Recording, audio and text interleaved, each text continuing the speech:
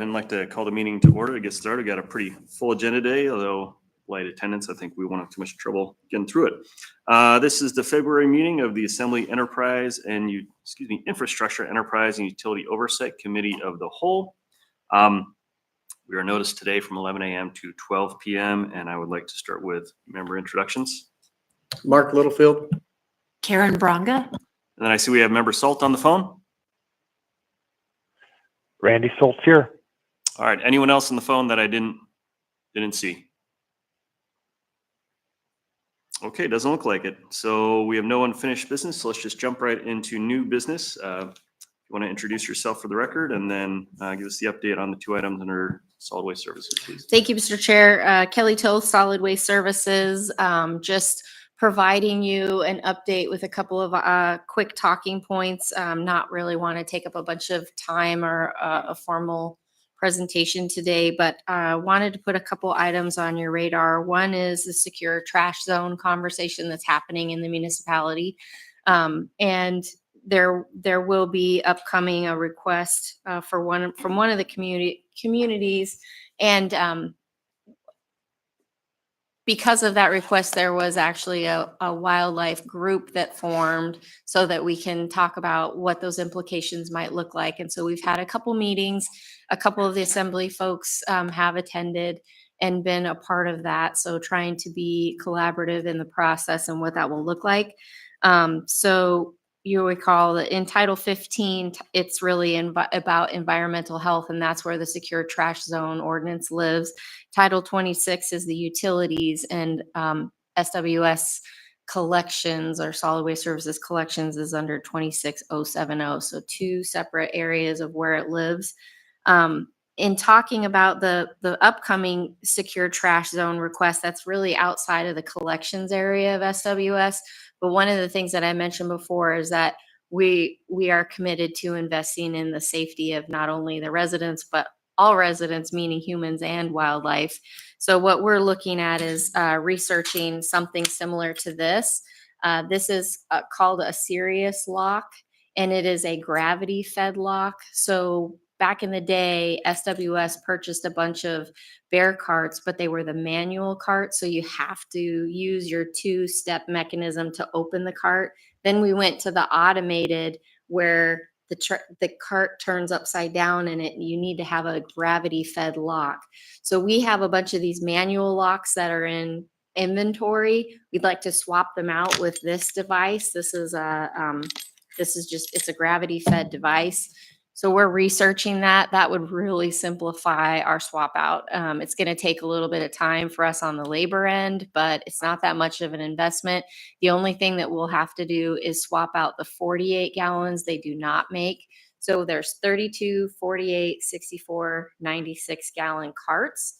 Those can all be swapped out like for like, except for the 48 gallon carts will get swapped out to a 64 gallon, which would be about a $12,000 cost to the utility because we said that we weren't going to raise the prices for the residents in that area.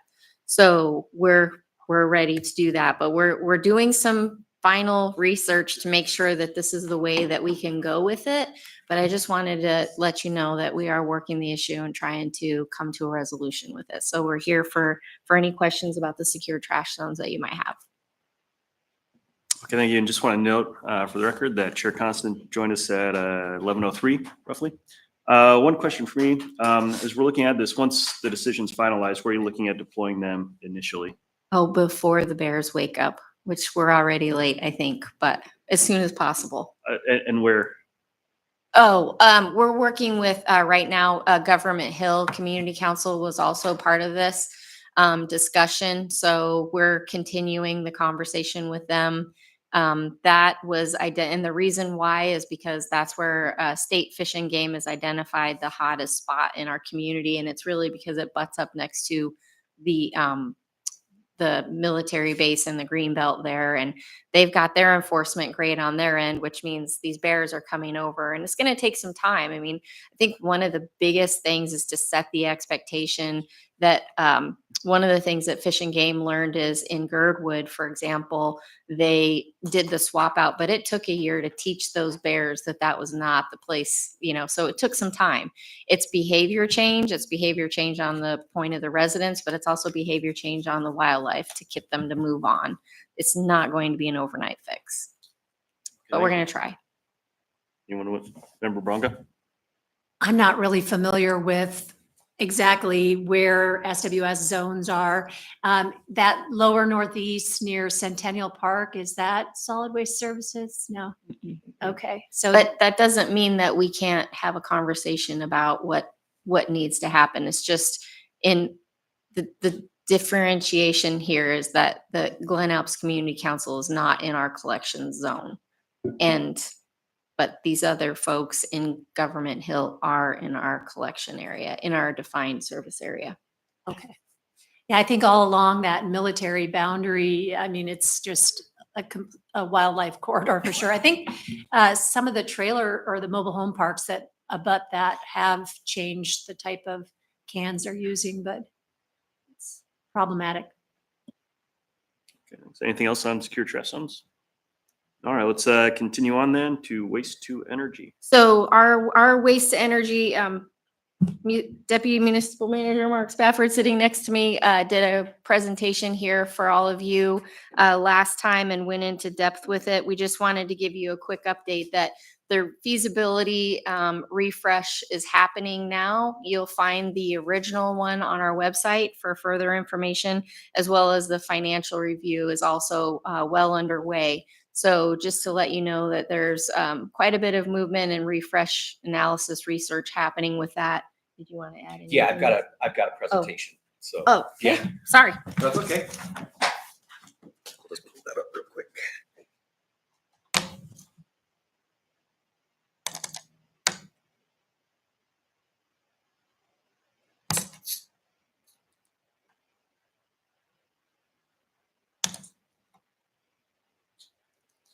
And again, I'm Mark Spafford, Deputy Municipal Manager, purview of SWS. And so when we met last month, I promised you that I would give you guys a technical and or an update about just kind of like refreshing the pre-feasibility and feasibility studies we did with respect to waste to energy. So we've done that for the most part. So thanks to Kelly Toth for helping to make that happen in such a timely manner. So re-engaged our subject matter experts on the waste to energy feasibility and essentially like went back and identified, stuff that's changed since we did the report in 2020 to, update things like, the post-COVID world, inflation, what that did to the costs that were associated with it, as well as some of the, energy landscape things that have changed, such as, the big one is the, natural gas shortage for the cook inlet, that we hear about pretty much every day in the news in some way, shape, manner, or form, but also to incorporate some of the, the other fees, the other technical pieces of it, revenue generating pieces of it that had kind of evolved since we last looked at this as a municipality in 2020. And so basically what we've identified, like those green flag opportunities is, again, just because of the synergies of the waste to energy process, not only extending the life of the landfill, which is, the main priority for the Department of Solid Waste Services, but it also helps AWU to, dispose of sludge and for them to avoid $150 million capital investment in a new sludge drying system, as well as, that's an energy intensive system that AWU has at Asplund, and it, costs over upwards of $3 million a year to operate the incinerator that they have now to dewater that material. And so there's another potential cost savings there. Again, like I mentioned, the natural gas shortage has, been thrust in everyone's face over the past year. And so this would help to put a big dent in that, natural gas deficiency that we're looking at importing natural gas for, at a 20 to 30 megawatt capacity is what we're looking at for the facility. So it's not, that's a significant piece. It represents like, between 5 and 10% of what the base load is for, residents within the Chugach service area, for instance.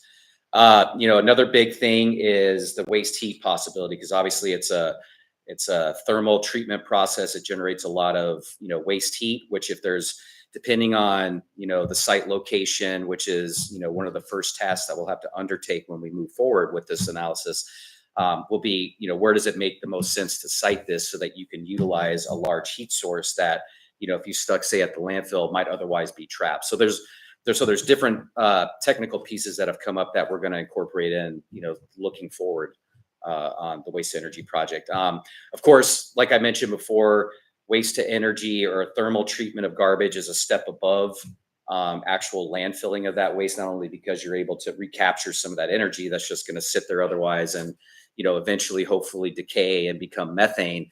But there's, so instead of releasing methane, which, depending on who you talk to, is either 26 to 80 times more, harmful greenhouse gas than CO2. And again, the main emissions from a waste to energy facility like we're envisioning is going to be CO2 and water. So there's that in reducing the overall greenhouse gas emissions from solid waste disposal here in the municipality. You could do things like carbon capture, which is something that's big in the news to further reduce the, greenhouse gas footprint of a facility like this. Again, extending the life of the landfill 100 years takes care of it for like 2 lifetimes, and solves that problem of what we're going to have to do with solid waste disposal here. Again, these projects are also something that are co-located adjacent to neighboring communities. So it's kind of the environmental aspects of it. Your dog's not going to die and you're not going to harm your kids, by siting a facility that may necessarily be close to residential, because it's something that happens all over Europe and, worldwide, and even in the United States to an instance. So, but looking at stuff like that, I just wanted to show that because that was a cool facility in Sweden, of what we could envision a facility like this looking here in the United States. But I was speeding past that. So,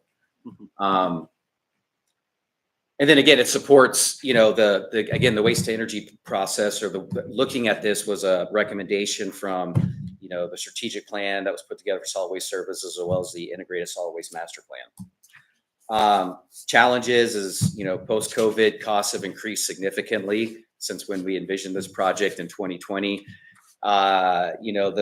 There's not a lot of new waste to energy facilities like this being envisioned in the United States. However, worldwide, specifically Europe, China, Japan, these facilities are still being developed. They, just because it's part of, the long-term strategies for those different countries and those different areas of the world for how they manage solid waste.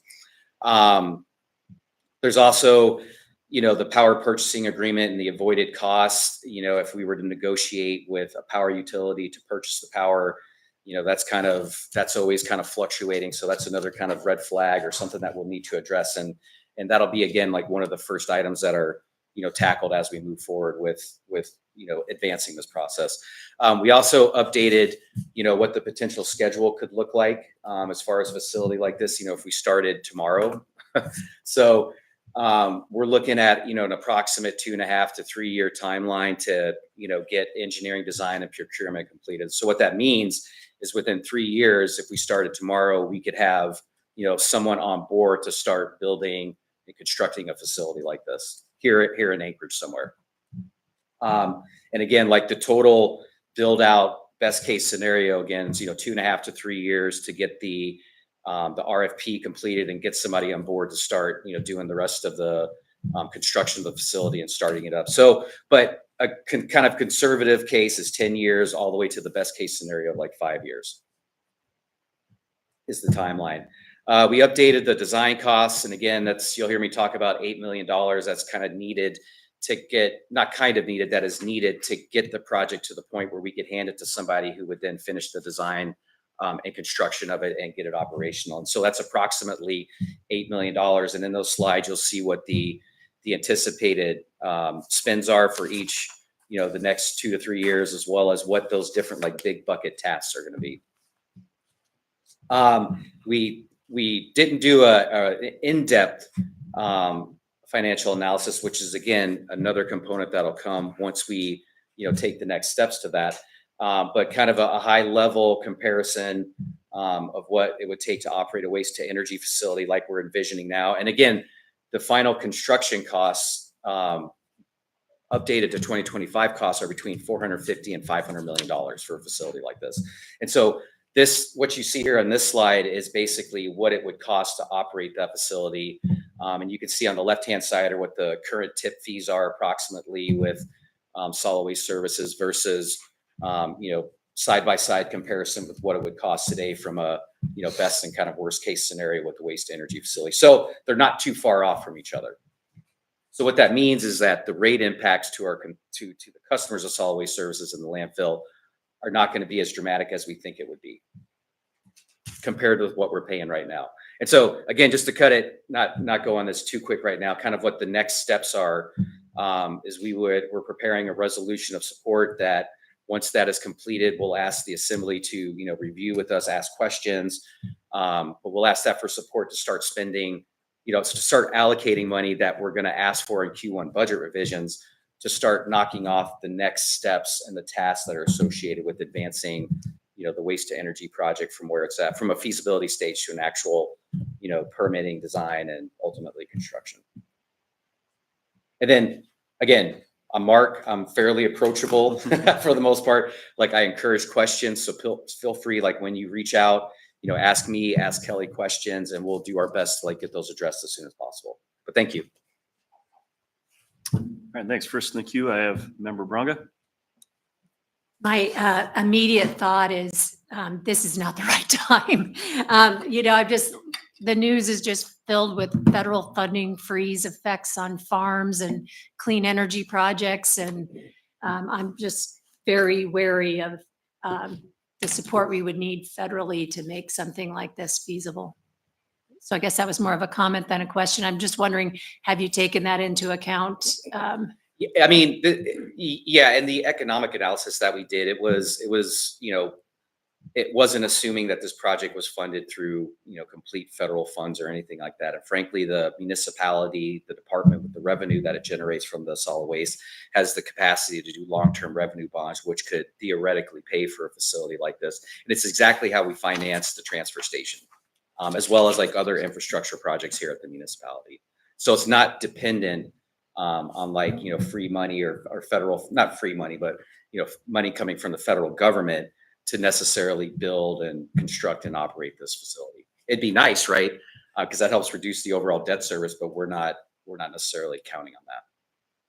But we'll figure all that out. Sorry, when we go through the financial analysis to say what the real financial impact will be. So, Member Littlefield. Thank you, Chair.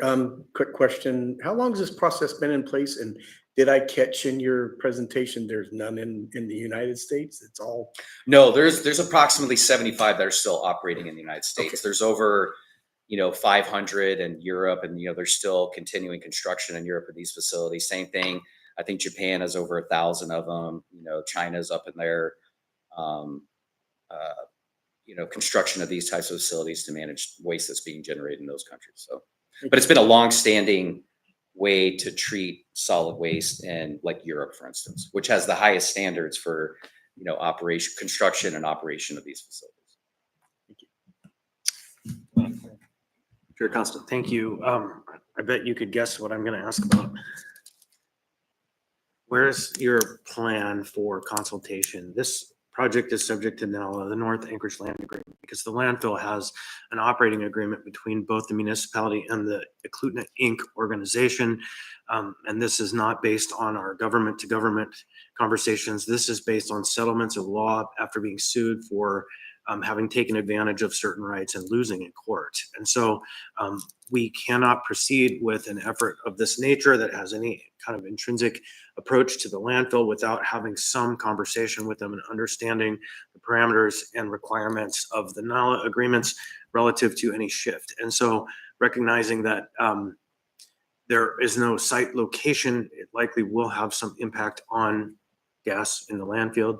So what is our plan for ensuring we connect with Eklutna Inc. and make sure we don't run into a wood chipper? Yeah, so that's a great question. So yeah, like you stated, there's no set place where this facility is going to go yet. And so one of the first items that we'll have to tackle is the site selection. Another one of those items is public engagement. And so I think those two things alone would go towards addressing, making sure that we're engaging our tribal partners and, members of our community in what the impacts of a facility like this might be, and start looking at what those, depending on, what sites are being evaluated and where this facility would go, who are the impacts, and who are those entities that we're going to need to reach out and engage, as stakeholders with a project like that. Yeah, and I would caution to not think of Eklutna Inc. and the North Anchorage land agreements as public engagement. They are, as you said, at the end, a Partner. stakeholder, they're a party, they're going to be involved with this. It doesn't matter what universe we choose to move, Yep. it will have an impact on the landfill. And so that landfill has agreements. And so we need to honor that very carefully. Early is better than later. Before we spend money would be wise to have your first engagements with them, because once you spend money, it sure feels like you're drawing towards a conclusion without having consulted. Anything else? All right, let's go ahead and keep moving along. Thank you both. Oh, sorry. Just for lastly, a couple things for your upcoming items that you're going to be seeing soon from SWS. We're getting very close to a decision on our backbone of our operation, which is being able to take credit cards and other software. So we're very, very close to that. So you're going to see that pretty soon, as well as additional equipment purchases. And then we closed out the new admin roof came in. So you're going to see that as well. That was the homeless shelter roof that we replaced back in winter. So just want to put that stuff out there. If you have any questions, of course, we're here for anything. Any questions? Sure, Constable. Yeah, thank you. So just to be clear, what I think I just heard, that the roof is already replaced. And so what is this authorizing then? This is authorizing, we had additional costs because back then it was snowing like crazy. And so it was not anticipated costs of snow removal and other small things, like there was it's an old building. There was some updates that needed to happen as part of that roof replacement Okay, work. so it's not another roof then? No, Okay, thank not you. at all. No. All right, thank you both. I'd like to invite the folks up from Merrill Field here to present on the runway rehabilitation work.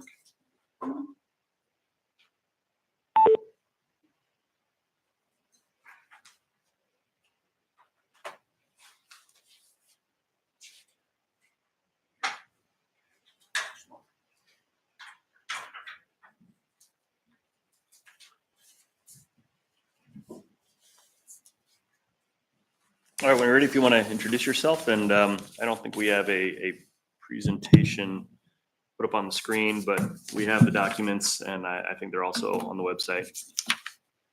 Looking for a nod, perhaps. Oh, it's everything's on my computer. So. Okay. Well, we'll reference the handouts. I don't think we have anything we're putting up. No, now. sir. So, okay, so please introduce yourself and take it away. Sure. My name's Earl Malpas, the director at Merrill Field. With me is Amy Garcia, deputy director. On the phone, I believe we have our engineer of record, Eric Jort from HDL, if there's any questions along those lines. I'm here this morning to, just for the awareness of the assembly and the community about the Merrill Field runway refurbishment rehab for our primary runway 725. It's going to be occurring this summer. It's there's a FAA grant that's been awarded. The assembly has appropriated the funds for it, and just wanted to explain what was going to be going on a high level. It's the scope of the work is basically it's going to be a replacement of the runway footprint. There's no changes. It's not going to be expanded, widened, lengthened, or anything like that. What's triggering the event is the FAA does a pavement index inspections annually, and the pavement index has to be at least 70%. Ours has fallen below that. It's been over 20 years on that runway, and it needs to be replaced. The funding cost is about $9 million, most of which is obviously the FAA. Merrill Field had about $450,000 matching fee for that. How it's going to impact the community is it will be a full runway disclosure. We're anticipating kind of the worst case scenario would be a 60-day closure. There will be 24-hour a day operations as far as work on the runway. The easy part is basically tearing up the runway and paving it, building it back up. The long pole and the tent will be electric services. They'll be going along new runway lightings and runway crossings and bringing things to the generator shack and the automated weather systems and all the way up to the control tower. So those are the things that will take the longest part of the project. Because this closed down our primary runway, there will be more runway activity on our crosswind runway. It's going to limit the amount of operations that can be had. Safety will be paramount, obviously, but a lot of the users of the airport will have to, for like flight training and things like that, will have to go elsewhere. That means Palmer, Wasilla, Birchwood, and other places. They'll be doing more laps around there instead of Merrill Field. There will be there'll be more noise as off of the crosswind runway of 160. Mitigating that as closely and carefully as we're doing to minimize that is we're working with our partners at Elmendorf Air Force Base, and we're kind of opening, if you would, a gate to the north side there, so the traffic pattern will be farther away from communities. The noise from the actual construction will be minimal. It's not like in previous years there's been compact oil where there's a bunch of pounding and things like that. There won't be anything along those lines. There may be some equipment and some light and some drilling, that type of thing, but it'll be minimal. But despite that, it's important that we socialize this well. So at the fall of the year, I went to all the community councils in the surrounding area, told them what was coming up this year. I've already started going to the community councils. I was in Fairview last week and just gave a note along those lines. We've had good reception, and we're going to continue that. We're also working with our airport users and leaseholders and stakeholders, letting them know what's going on. Tower and with the safety program that's going to ensure that we do the best we possibly can to ensure safe operations both at the construction site as well as the airspace around us. Questions, I'd love to answer them. Yeah, I have, I believe, 2 questions from Chair Constant. Yeah, first question, thanks for this. Are you intending to kind of rotate which north gates you open, or are you going to pick one and stick with it? I missed the first part of the question. I'm sorry. When you said that for construction, you'll be opening a north gate. Okay. And so my question is on that, are you going to pick one and stick with it, or are you going to kind of move them depending on where construction is? It's a good question. I apologize. When I say open a gate, I'm talking more about in the airspace. So as the pilots are flying a pattern, that's a term that we're using, saying that we're going to extend our downwind, our airspace farther north into the, so it's kind of like a hypothetical gate that we're working with Elmendorf to keep the traffic farther away from the communities. So for the purposes of construction, you're not talking about opening like Unga or, you have a number of those gates there. Correct. You'll just use your standard access point probably off of Airport Heights. That's correct. And Eric Jort could respond to that from HDL. If That's okay. I just wanted to be really sure I understood. Sure. When you said that, I didn't recognize it as a aviation related. It was more access because we're talking construction. That's helpful. I have 2 questions. Do you have questions, anyone else? Because mine are kind of obtuse to the construction. I'll come back in the queue. Okay, Member Braga does, and then just. Mine are after that, not then we have- construction related at all. It's kind of general Merrill Field. So do you want to go ahead? You can go ahead. Okay. Mine are a couple general questions. I'll So wait. I just was checking in that you said you're going to be going out to community councils. Is Russian Jack Community Council on your list? Yes, ma'am. Okay, fabulous. And then my other question, I just wondered if it's appropriate, if you could tell us a little bit more about the plane that had to make an emergency landing at the Northway Mall. Has that happened before? And is there an investigation into why that happened? And there are accidents that have occurred around Merrill Field. What caused it was that the engine just shut off. It's being investigated now by the NTSB. And so fortunately, there was no one injured during that accident. Back to Chair Constant. Yeah, and I think there's a name for that area, on both sides of the runway. One of it's a little euphemistic, right?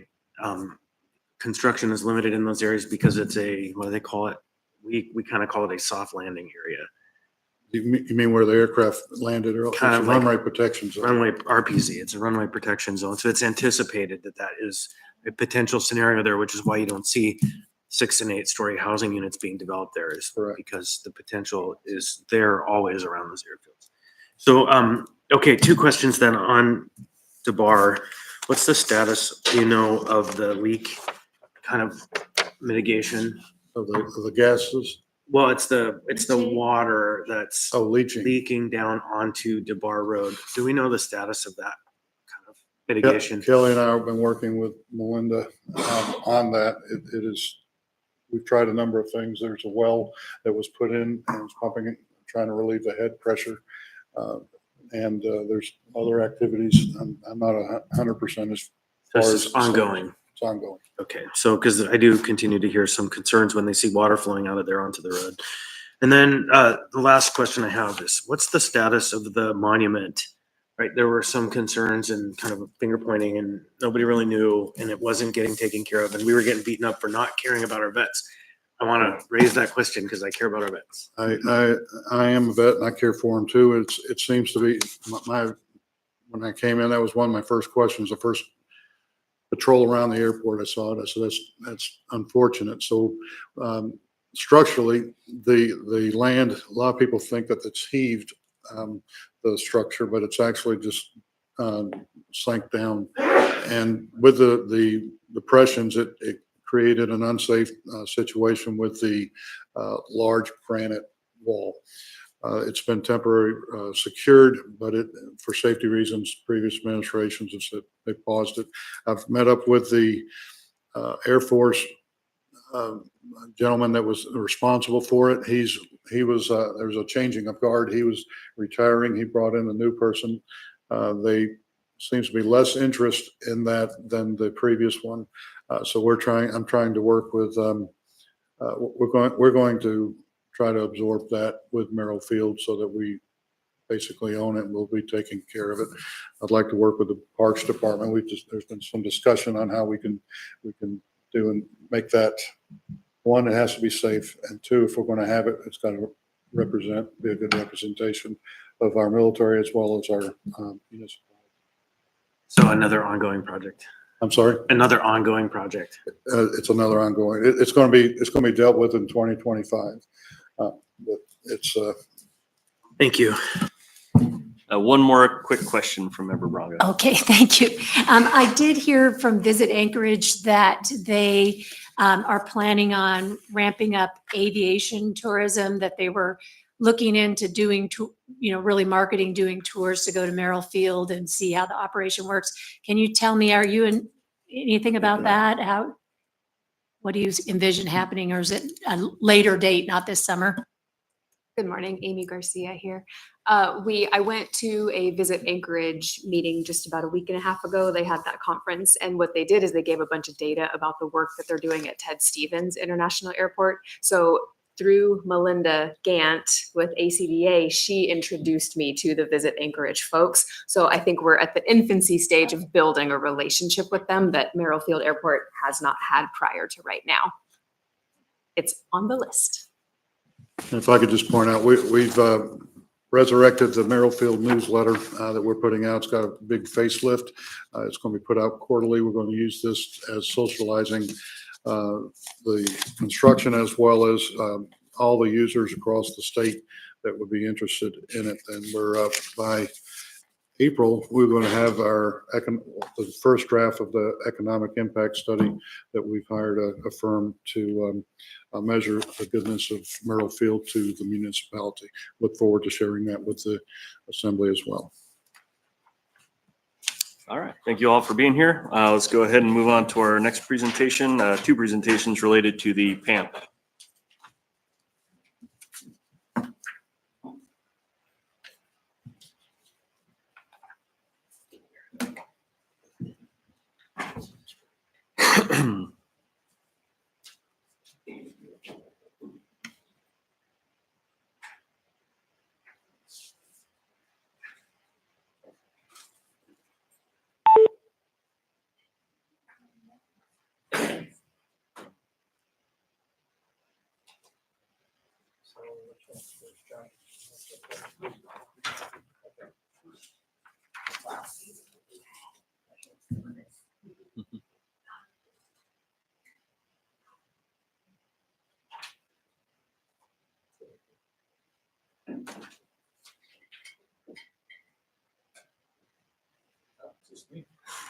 Yeah, I'm just trying to make it full screen. I'm going to use this one.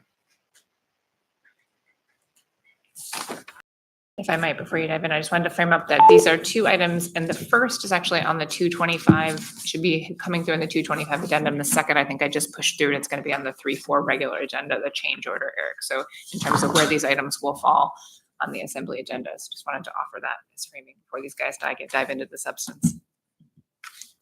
Okay, thank you. If you're ready, if you want to introduce yourself and then let's dive right in. Yeah, Eric Adams, Jacobs, Program Manager for the PAMP here, supporting the Port of Alaska and the municipality on the program. John Daly, Port of Alaska. I think this first one is from me. I'll walk through this. Next slide, please. This is basically a presentation about providing ground improvements in between the two trestles for the new terminals.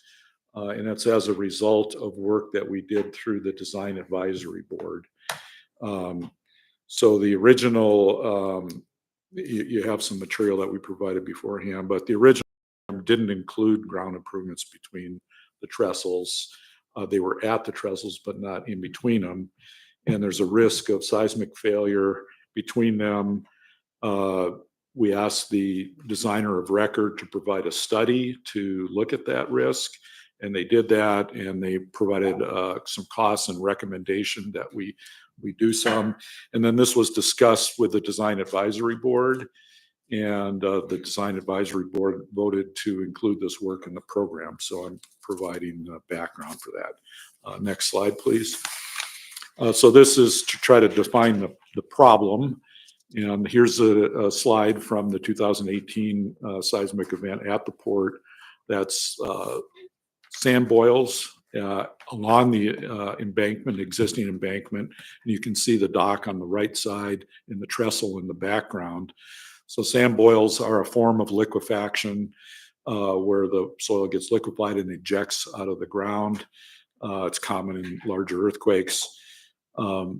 So what we didn't get in 2018 was a slope failure. We were thinking we were on the verge of a slope failure, but the ground didn't move laterally very much. It was weakened, if you will, but it didn't fail. And there's some estimates that of that. Next slide, please. So what happens is if it fails, is the soil moves out to sea downslope, and it puts pressure on anything that it impacts. And that pressure can be very high and difficult to deal with. So this is just a graphic of what that blue area would be soil that's moving out and pushing on the soil, on the piles. Next slide, please. And here's some examples, just pictures of what this looks like in real life. This is from Kobe, Japan, where they lost a lot of their waterfront. You can see that moved out and down. The shoreline moved out and down and kind of went out to sea. Next slide, please. Here's one from Northridge in California. And this might be something that more see at the port, where that alignment of that sidewalk and waterfront was originally straight, and it slid out to sea, and it pushed on the piles that were in the marina there and kind of failed along the waterfront. So that's what that's what the risk is and we would like to avoid. Next slide, please. And here's one from Chile that shows the impacts that soil failure can have on container yards, where the pavement settles and spreads, and it causes some havoc in the uplands. So those are just some visuals to give you an idea of the risks that we're talking about. Next slide, please. So this is a slide from our current plan set, and the hatched areas are at the trestles where we currently do have planned soil improvements. We kind of have to do that because if we don't, the piling would fail in a seismic event. And so we've got that in there. But in between the two trestles, there's really nothing at this point. So the soil could fail there. It wouldn't necessarily impact the piling, but it would provide, it would tear up the uplands and move out to sea. So next slide, please. This is a cross section of the Go back to current. that real quick. Sure, go ahead. I'm trying to understand what's going on visually here. Can you kind of walk us through a little bit of hatched in the red, but this isn't looking down. That is the wharf wall. The top where the cursor is now is the new dock with the fenders on the outside. Okay, it's the fenders, and then the trestles The are. trestles are on either from the land to the dock. Roger, it's the whole bridge, not just the hatched areas. The hatched areas are the access to the trestle. The hatched areas are showing the soil improvements near the trestles that keeps the soil from failing and running into the pile trestle. If I may, currently if I'm following this, so the hatched areas is where you're already planning on making Correct. improvements to the soils.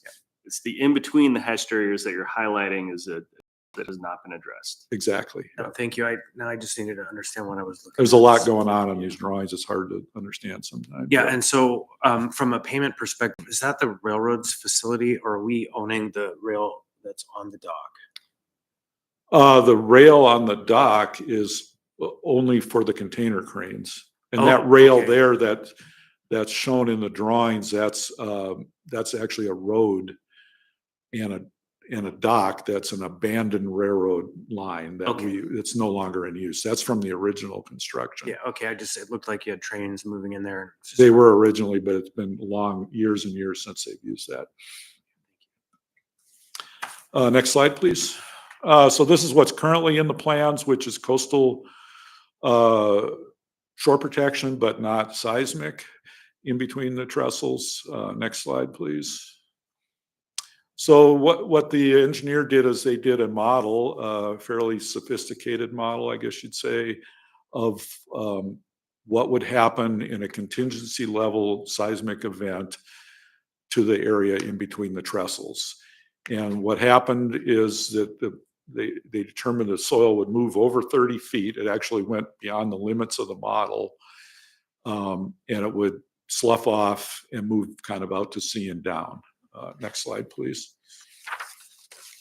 So this is what the narrative says in the report, and I provided the memo in your backup material in case you want to read the actual stuff. But so in a 475-year return interval event, the utilities would fail within 50 to 100 feet, and the equipment there would fail, and the ground would be disrupted all the way back to about 200 feet, which almost goes to our administration building. So the pavement would be torn up and be difficult to drive across that area. This is in between the trestles. So could I ask a question on this then? So what we're talking about, if this sort of seismic event occurred without any improvements to the soil stabilization, it's not so much that it would hit Terminal 1, the dock structure, and take it out. It's more that it would impact things kind of moving from the shoreline back onto land. Right, Yeah. in between the trestles and all along there. And there's stuff that happens in there. There's electrical utilities, there's fire suppression utilities. We're talking about an option of putting some petroleum lines in there. Lighting, cathodic protection, so all that stuff would be damaged.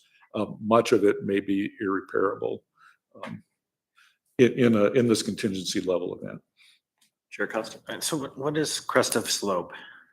The crest of the slope is the top where it, right there. The top where that arrow is pointing, that's the crest of the slope.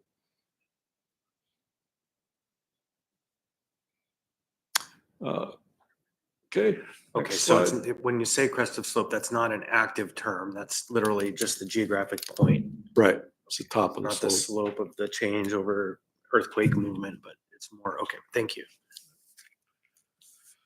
Okay, so then this is shown in there to show that we actually, when you're talking seismic, it's similar to wind or other things. There's no there's not necessarily one particular event. There's a range of possibilities. So for wind, you could have a 60-mile-an-hour wind, you could have a hurricane, you could have a tornado. What wind are you talking about? For seismic, you have all these return periods. And the longer the return period, the bigger the event. So what we narrowed in on is kind of following what other ports have done, which is the 475-year return interval event, which is called a contingency level event. And in our case, it's an approximate magnitude 8 level earthquake, quite a bit bigger than what we saw in 2018. And we said that's a reasonable one to design for. It's not the ultimate one. There's bigger earthquakes, but that's a reasonable design one to design to. And the way we got there is not that we dreamed this up, but we looked at what other people have done and studied the literature and went at it that way. So with the petroleum and cement terminal, we went with, rather than contingency, design level event, right? And so why didn't we contemplate that for at least one of the cargo terminals, right? Fuel is going to be essential in that moment if everything falls apart, yes. Yeah, and that's a big question that we've talked about, and I'm not sure I have the answer to that. I know we did settle on not having everything go up to that level because cost, obviously, it's a huge cost factor to move from this to ready to withstand a 9.0, but it sure Yeah, would be. you're right. It's a large cost impact. Each numerical increment in the seismic criteria, so the moment magnitude going from a 7 to an 8 is like, it's exponential. It's about 32 times as high. So to go from a 7 to an 8 is 32 times as much energy, and from an 8 to a 9 and all that. So the forces get up. So when you start trying to design to a 2475 return interval event, the forces are huge, the costs go up. So probably at some point, I know it's probably somewhere around the documents, we should, for new members, have an update on the seismic decisions, why we decided, what the plans are in the scenarios that might arise, recognizing we do have a design level terminal out there that we expect to continue operating within a couple of days, no matter what, and what the cargo plan would be in that scenario. So it's not kind of germane to the overall modernization, because I think we made that decision a long time ago, but I think it warrants kind of refreshing folks probably sometime in May or June. Okay, that's a large topic that we've already spent a lot of time on and could spend more time on. New members. Okay, ready for the next slide?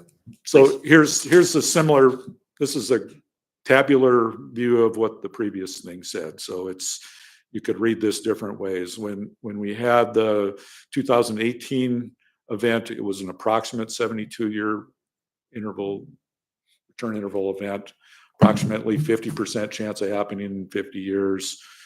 475, you could say there's a 90% chance. You could read that different ways. You could say there's a 90% chance we'll never see that in 50 years. And on you go down the statistical curve there. So it's just to show that it's a model.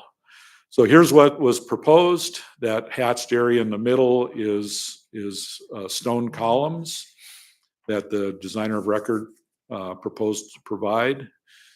Next slide, please. Here's what they look like. It's basically drilled in and a hole is filled with gravel. It does two things. It relieves the pore pressure. So as the ground shakes, the pore pressure increases, and this would allow a path for that to dissipate. And it also provides greater shear strength. So it's actually kind of like a little column in there. Next slide, please. So this sort of meets our goal to provide what we call a controlled and repairable damage in a 475-year event. It's not catastrophic. There would be some damage, but it's not necessarily catastrophic. So in other words, we've accepted some risk with this, but we've reduced a lot of the risk. It's kind of where it goes. So this talks a little bit about the cost and how we ran this through the advisory board. For Terminal 1, the cost is $14 million. And it's a little bit more than 14 for Terminal 2, so $28 million. If you wanted to go to a higher one, we figured it's it's almost twice the cost to go to the next level of earthquake. So if we provided deep soil mixing, which is cement instead of gravel, we would get better performance, but the cost is about twice as high. So we settled at this moderate level as our recommendation. And what's the next slide? I think that's about it. Oh, right now it's in the plans as a additive alternative. In the plans are out to bid that we're anticipating getting bids on Tuesday next week. So we have the option of awarding it or not. One of the reasons we're bringing this to this group is, one, we're staying true to the Port Advisory Board goals. So we followed that procedure. And then we would like to get approval for this so that if once we open the bids and we have approval, we don't have a delay of having to come back to you while we're in the middle of trying to award a contract. So there's a timing issue for trying to get this approved, so we have the ability to award it when we open the bids. And I think that's about it. Okay, so just to make sure I heard right, as far as the timing goes, the hope, the ask is that we approve this addition to the construction for Terminal 1 prior to making a determination on awarding the contract for Terminal 1. Yeah. Right. Because and what's the maybe latest Becky- that decision could be made to avoid impacting the process that we've already outlined for moving forward with Terminal 1? That's a good question to the chair. So again, this is slated for consideration on the agenda next Tuesday. As you and I have discussed via email, I think we're targeting, as been noted here, we'll be opening bids on Tuesday. This is an RFP, not an ITB, so we will have a period of negotiation after those bids are opened. And so we anticipate that taking us somewhere around a month, with a goal of having an actual for the body for award in early April. And again, targeting having this currently comprised body review and approve that contract, because it's such a significant item that all of you have been involved in reviewing to date. So I think you could technically delay review of this until we're in the middle of that contract negotiation process, but I would look to Mr. Adams for confirmation here, but I think it would become more and more complex the longer we delay it, because we'll be in the midst of trying to negotiate that contract and ensuring that we are clear on what terms we're asking for from the contractor and put them into place. And again, for kind of procedural history here, this question was originally came before the originally comprised design advisory board. And at that time, this predates me, but my understanding is the group discussed it and said, we're not sure if we actually have to weigh in on this, but it's not a now question. It's going in as an additive alternative in the RFP for the construction contract. When it came back for a final decision before the newly comprised PAMP advisory board, the group on that board looked at the code provision and said, because of the cost pertinent to this change, does fall in the category. So they've gone through, reviewed that, voted to approve this change. I'm on that body. I was part of that vote. And then the route is this went to the mayor. The mayor has agreed with that recommendation and has now kicked it on to the body for review via in the meeting next week. Long answer.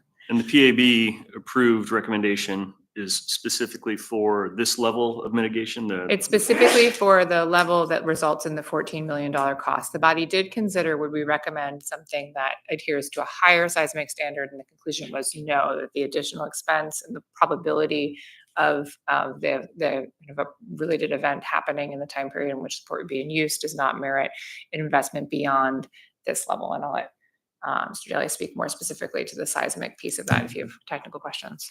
Okay, and then I do have member Brong in the queue, and I'm just going to ask, since we're running a little late here, we don't have anything scheduled afterwards. We wanted to have a little bit of a grace period to go a little bit past 12. Okay, I'm getting nods. So member Bronga? Is this contract that you're putting out to bid the same one that nobody bid on? That's correct. This is the second attempt at obtaining a bidder. But we have bids now. We will know on Tuesday. We are cross all your appendages. We're hopeful. All right, Chair Costa. Yeah, thank you. That one of my questions was just answered. It's this coming Tuesday, like the day we have our next assembly meeting. That's correct. On Tuesday, we should know whether we have any bids coming in. Are they opening that day? We're opening, but again, Mr. Adams, you want to comment on this? Yeah. Eric Adams, Jacobs Program Manager. Great question through the chair. It's a RFP, and so we will not be opening costs on Tuesday. We have a technical evaluation that will occur that will take anywhere from a week to do. And then at that time, once we select based on the technical qualifications, we will go out and work with purchasing to open up the cost elements of it. But at that time, it's a negotiated process. So, you know, that final cost will fluctuate a little bit based on the contract red lines that we're negotiate. But we'll have a ballpark estimate at that time what that will cost. But that information won't become public until we become complete with contract negotiations. So we will know Tuesday if we got no bids. We will know Tuesday if we got some bids. We won't know who bid. Through the chair, the people on the selection committee will know who bid, but it will not be public. Okay, so we're definitely looking forward Tuesday to a report on if we got bids, especially if we got multiple bids. Okay, and then just to back to the design standard of the level, it wouldn't make sense to build to a higher level of design, the dirt between the two trestles, if we didn't build the actual trestle itself to that level of design. So there's also that, why would you put more in the middle when you have less on the side? So there's some argument to keep it pretty standard across that whole facility. Right, so the dock itself is built to an extraordinarily high level, including the trestles and the shore stabilization at the trestles. And we thought it was appropriate to go to a slightly lower level in between because it's sort of more national standards, if you will, and it's has the economic impact. So there's a bit of a judgment in there. Somebody's got to decide how much risk you want to have versus cost.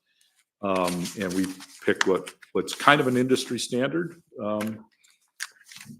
feeling that was a responsible use of the funds, and it's not affecting a critical piece of. I guess maybe I'm misremembering the standard that we built the docks to, but I thought it was at the same level that we just talked about, not the design level, but the next level down. So that's another, we're kind of talking about different things here, but we did, so there was the high standard, the high +2, and then we were going to go back one, high +1. Well, when we looked at that, the design is controlled mostly by the displacement of the piling, which was not affected by that. So in effect, we're still at high +2 because of it has to do with the 6-foot diameter piles.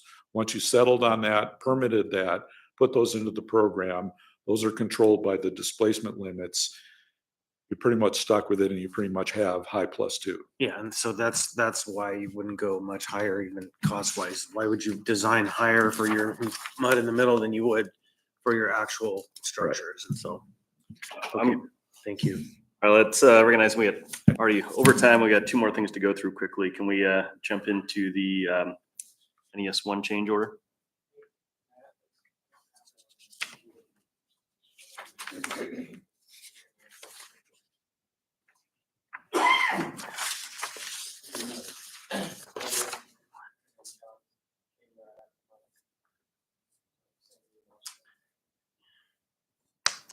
Just in the interest of time, if it's not handy, can we maybe follow along with the handouts? And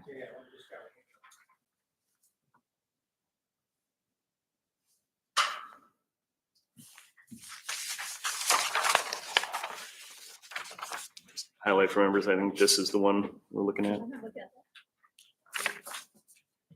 Okay. Once again, we're going to be talking about the NES 1 project. As you guys know, that that's been ongoing. And so on the first slide there, I just hold that up so everybody's on the same page here. The North Extension stabilization will stabilize a critical section of the failed North Extension directly adjacent to the shipping lane that one of the vendors uses, Terminal 3. First year of construction involved deep soil mixing to help stabilize a critical section of North Extension. Second year of construction involved demolishing the failed structure and stabilizing the shoreline. Third year of construction will finish the required dredging and complete the shoreline rock placement. And we're talking about the third year of construction, 2025. So the next slide is just a photo of what it looked like during last summer as we're pulling all the tail sheets and all those items out. So if you turn the page, Here's a list of the previous change orders that we submitted and approved. Change order 1, we had jet grouting test program and additional design work. That's because during construction of the deep soil mixing, which is basically a 6-foot diameter drill that goes down, you fill the columns with cement. We ran into very large boulders that were supposed to be removed during the first phase of the failed PIEP, and they weren't removed. And so we hit those big boulders and we couldn't continue with the design. So we had to change to jet grouting. And so we had to do a test program on that. And the first change order was about 1.4 million on that. Change order 2, we updated some schedule measurement payment requirements, basically just a standard thing, making sure we're aligned on some items. Change order 3 was basically a $7.9 million increase for the additional equipment and the cement to do the jet grouting. That was a much smaller hole, 4 inches. We could drill down and then circulate the cement. Change order number 4 was we reduced the requirements for the owner's job trailer. Change order 5, change in revetment design criteria. Change order 6, about 477,000 was production impacts during the deep soil mixing. Change order 7 was for 98,000. We had an outfall removal. And then during the permits, excuse me, the Army Corps required disposal area surveys where we dispose of on the, farther out from T1. They put that requirement on us. And then, as you guys know, during the progress, we found contaminated soils out there that we had to jump through. So we had about 300,000 on that. And then the total cost of the MARAD permitting delays that we had to pay for standbys, we waited for the MARAD EA to come through, was $3.3 million. Most of you guys were aware of that. Change order 10, we try and protect the beluga whales. We had 72 allowed beluga takes. We ended up with 49, but due to minimize the risk, we added an additional Momo shelter observation station, which really helped control us not hitting that 72 limit and have to shut the job down. And we only used up 49 of those. So my original, you got it there? Where are you going for? Change order authority right here, everybody. Okay. That's the January 16th one. So I don't have a different one. I think we're managing okay with the yeah. handouts. So everybody right here, this is a change order authority increase. Originally, when we approved this contract, I asked for $14.6 million on it. Out of those change orders to date, we've used 13.5 million. Going forward, we have an anticipated future credit of 2.2 million. The cost for the finished 2025 work, mobilization, all those items is 13.8 million.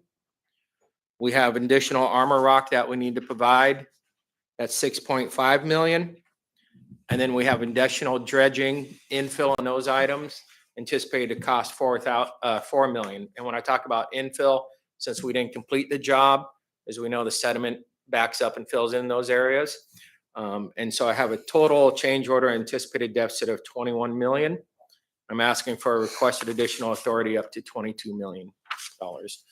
And the key thing here is that these will be paid by the grants, the PIDP grants, and potentially a state grant if needed. And when you say state grant if needed, you mean the state grant that we've already been awarded, Yes. right? Not, yeah. Any questions? Chair Constable. Without getting too specific, are we sure that all of the listed potential expenses there are reimbursable by that grant? Or are we hopeful and just gonna have to come up with some alternatives? Again, I don't want to go line by line. Yeah, so the couple things that aren't so we have to match a certain amount so far, and we just submitted that match. Actually started August 7th of 2024 is when we shifted from the match onto the federal grant stuff. And so anything from that will be covered from the 68.7 or the additional state. Again, I'll be real specific with my question. There are certain expenses there and they fall under an array of different categories. Are we confident that all of those expenses are going to be allowable for reimbursement under the state rules or the federal rules? The expenses going for 2025, yes. The specific one, if you want to go back to the Again, change I don't orders. want to put anything on the record, but I'm just, use your imagination and all of those you think are going to be covered. If not, is there a plan B? Like if we get a note back from the feds or the state that says, I'm sorry, that's not allowable expense. What's our approach to that? Then I believe if the Fed said no and the state said no, hypothetical situation, because the state grant would back this up, we'd have to turn to the port. Tariff. Yeah. Or the funds that we put in for The- kind of. Yeah.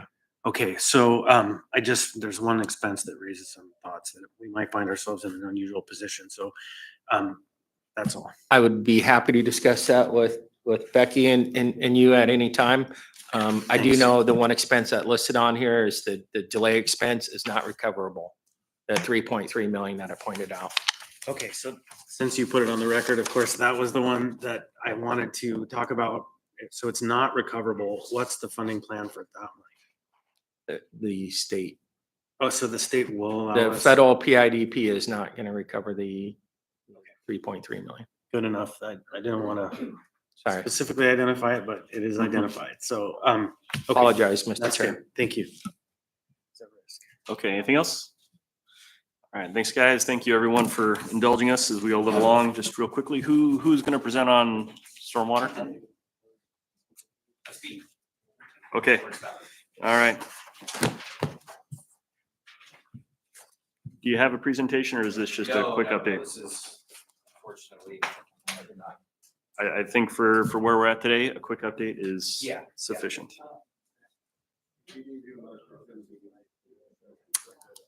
All right, so it's been suggested that we formally make a motion to extend the meeting. I'm going to ask for another 5 minutes. Any opposition? Stands 12:15. All right, take it away. So Mark Spafford, Deputy Municipal Manager, again, another one of the initiatives, in addition to waste to energy and among others, that I've been assigned with evaluating and determining if it's something we want to move forward is stormwater utility. So the stormwater utility is a little bit more mature than the waste to energy project in terms of, there was an advisory commission that was set up in 2019. There was a lot of funding was spent on a feasibility study of a stormwater utility. The commission or the utility was actually set up. However, none of the organization, the rate impacts, how much it would cost, like an inventory of what stormwater infrastructure is out there, how much it's going to cost to take to, operate, maintain it, replace it. Everything kind of stopped in 2020 because of COVID and then administration change, but now we're back. And so basically kind of the next ask of the administration on the assembly are going to be a short-term borrowing program to take the stormwater utility to the next step to do some of those items that I just mentioned, such as the rate analysis, looking at the inventory, of course, doing all of the public outreach to determine what was the appetite of the public for, stormwater utility here in the city. Everything stopped at that. But what we're asking for is the money to continue that work that was halted in 2020, to just continue the evaluation and the development of what a stormwater utility would look like here in the municipality of Anchorage. So in the near future, the body will be seeing basically an assembly memorandum or assembly resolution asking for authority for the municipality to enter into a short-term borrowing program to fund the next phase of the stormwater utility development that was, paused in 2020. And we're looking at approximately 3 million, but we're still working on the details of what the final ask will be for the next phase of the project with the short-term borrowing program. Chair Constant. Yeah, two things. I think I've asked, I'll ask again, can we get a briefing on the final report of the first effort that we put out there? It never happened. And because of that transition and the shifting of priorities, we spent a couple $1 million on a plan and I've never been briefed. And so it'd be really nice to have a kind of first round approach to that conversation in detail, where it left us. We created the committee or we created the utility and the account. Where are we? That's an important question. And then the second question is, what's the intended payment source for a short-term borrowing program? It'll be, I'm not the CFO, but my understanding is it would be through revenue money that the municipality has in the general fund that's available to fund this. And that's I mean, the money would come from the short-term borrowing program. The interest for that, again, would be paid by the municipality. Okay, I think it would be important to come back with a specific funding source that's gonna be identified for payment. You said revenue and general funds, those are two different things. And so revenue is easy, general funds tricky, more tricky, maybe not.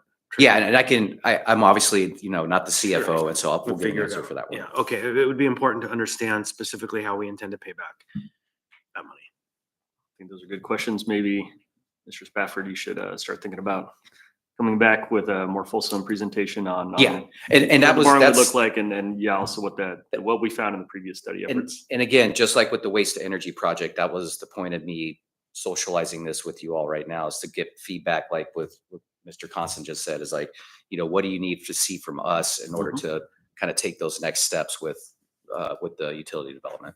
So thank you. Thanks, Member Broad. Is this project or waste to energy anything that would end up on the ballot, or is this all assembly decision? It would be an assembly decision for the waste to energy project for sure, depending on some factors, but the stormwater utility, I am not sure. I can't answer Give a that question general unless Mr. answer. Constant Yeah, can. so both of them are based on revenue. And so the waste to energy project might have grants and other functions, but once we got to the point we had a plan and a program in mind that was detailed out, we would go to the financial markets minus any subsidy that we received. And so none of that would be the full faith and credit of the community, it would be the utility itself. And then the question of the stormwater utility is, it's an interesting one. Probably there is an approach that would say go to the voters, but we don't need to. In fact, we've already done it.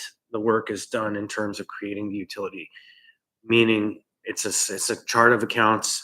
It exists. We approved it. And so what doesn't exist is an operation, a rate payment structure, a billing structure, and all of the things. And so it would ultimately likely also have a revenue bonding function, even if it was short term, but it would establish a payment scheme based on user fees that, we would all pay. We would get a new monthly bill. And so that's how that would go. And no, it doesn't have to come up for a vote of approval of the general population. And that's an assertion. It could be proven different based on any number of unknowns that might arise. But at this time, that's the fundamental principle of both. Okay, anything else? Thanks. Yeah, thank you. Anyone here for audience participation? Not seeing any hands go up. I have one thing. I'd like to add a standing item under E, if we could, to the agenda, and that's just 1991 agreement. All right, noted. Thanks. So we can start to make sure What did you say? 1991 agreement, Fish and Wildlife. Okay. Yeah, Fish and Wildlife Program. It's moving quickly enough and it's germane enough that it should be kind of a regular touch point. It doesn't mean we'll get a regular briefing, but having it on there leaves room for that. All right. Thanks everyone for being patient. Let us go a little long. It's 12:15. We'll go ahead and adjourn.